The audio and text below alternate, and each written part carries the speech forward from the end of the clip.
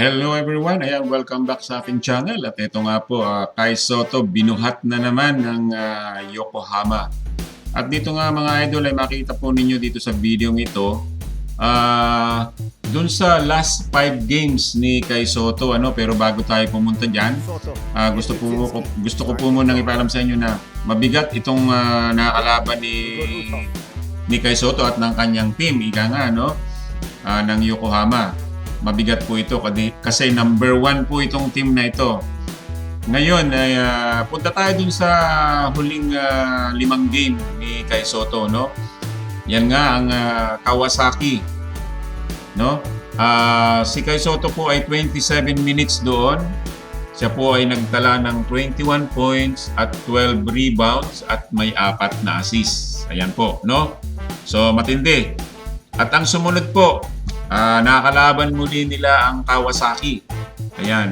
Si Kai Sotto ay merong 14 points, 8 rebounds, walang assist, pero 22 minutes nga lamang, no?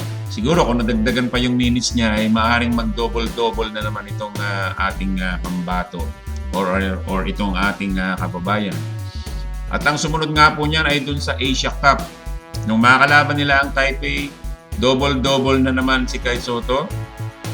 18 points at meron po siyang 10 rebounds, 5 assists sa loob ng 23 minutes. Ayan ha. Ngayon, sumunod yung Hong Kong. No? Doon sa Hong Kong po ay nagkaroon siya ng 13 points, 15 rebounds at merong 21 minutes. No? 1 assist lang po siya dyan. Pero 21 minutes lang, kita nyo. Double-double na. Ngayon nga, dito naman sa Chiba Jet, na meron siyang 26 points, 11 rebounds, wala siyang assist, pero 28 minutes ang kanyang nilaro. No? So, kung mapapansin po ninyo, lalong-lalo na po dito sa video na ito, nag-iiba po ang galaw ng ating kababayan na si Kai Sotto. At kung dito nga po ay makikita natin sa first quarter at saka sa second quarter, ay parang matamlay ang ating kababayan, no? So, ganun naman usually talaga, no? Kapag first quarter, ay ginagawang warm-up lang po yan ng mga manlalaro. Ginagawang warm-up ng mga player. Kaya nga, kahit sa NBA, kung mapapanood po ninyo ang NBA, ang galing mo pala dyan. Kung maoobserbahan ninyo ang NBA, mga idol, ginagawang warm-up lamang yan, no? Ng mga player. Ayan, at panoorin natin, no? Dito sa puntong ito ay tinawagan si Kai Sotto ng offensive. Pero kung makikita po ninyo, nakahawak yung number 5 na yan, no? Nakahawak yung number 5. Ayun, no? Ayan, no? Oh. At nung bumitaw siya, so ayun, medyo nagkagirian. So nag-init. Oh, ayan, oh. Oh, di ba? So nag-init itong number 5 na yan. Ayan. Oh. Ayun, pinag-initan niya si Kai Sotto pero hindi niya alam siya yung nakahawak. At yan nga, nakapuntos na naman.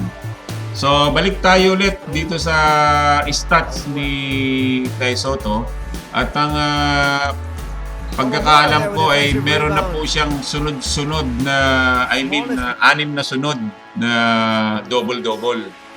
Yun nga, sa nung laban nila nung una, yung sa Chiba, yun, 21 points, 11 rebounds, 28 minutes. Sa Hong Kong naman ay yan, nasabi ko na nga yan kanina.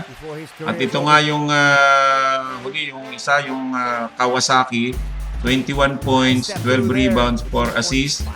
At ito yung isa, yung itong pinakahuli niya ngayon ay 23 points, 10 rebounds, and 1 assist. Ayun po. So sa madalit salita, si Kai Sotto po ay nag-a-average na ng 18.3 point per game. 11 naman po, 11.0 sa rebound per game. No? Ayun. At sa assist naman po ay 1.8. Yan, APG. Yun po, sa assist po yan, ha? Ayun, sa sa 24.7 naman yung kanyang MPG. Ayan po. So, yun. So, ito nga, nung pagdating po dito ng fourth quarter ay medyo ginanahan po itong si Kai Sotto dahil napakaganda ng mga pasa sa kanya ni Kawamura, no? Ayan, no? At dito nga ay natawagan sila ng humingi ng review ang referee dito sa tawag na ito. Sa 72 all sila doon, no? Pero yun nga, bola ng Yokohama yon. At yun yung sinasabi ng announcer na kapos daw, no? Pero mga idol, pasa po yun, no? Kung inyo pong titingnan, mamaya po makikita po natin yun po ay pasa, no? Hindi po yun kapos, talagang pasa po yun kay Soto. Yung isang dunk na yun, ayun, pinagtulungan na siya doon at kasama pa nga si Terdy Ravena doon sa paghawak na yun. Hindi nakatalon ang ating pambato. Ayun, no? Ayun, pasa po yun, no? Kitang-kita kahit ulitin natin, ibalik natin, ayan. Oh, ayun, no?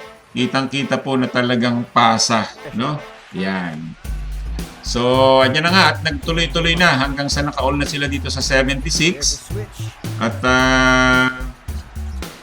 medyo kampante sila dito. Mabuti na lamang at ayun, nakakuha ng isa pang pasa mula kay Oliver. Kanan ang ginamit ni kay Soto dito, mga idol. At kitang-kita naman natin hanggang sa naka 3 points pa nga itong si Kawamura. At yan, 81-76. At meron na lamang natitirang 34.9 seconds.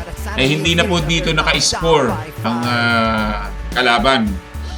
O itong Sun-In, no? Yan. At yan po muna ang ating update. At ito nga po, at pinarangalan ng dalawa. Si Kai Soto ay MIP. Bukod po dito ay best player pa po yan. At yan nga, at nagpasalamat ng ating pambato sa kanyang mga taga-suporta at sa lahat ng mga nanood ay kanyang binati. Ayan po. Yan po ang ating update. Magkita-kita tayong muli sa susunod na video. God bless everyone. At MIP po siya dito. Ibig sabihin po nun ay most improved player. Ayan po. At bukod po dun sa most improved player, siya din po ang best player dito sa game na ito. God bless everyone.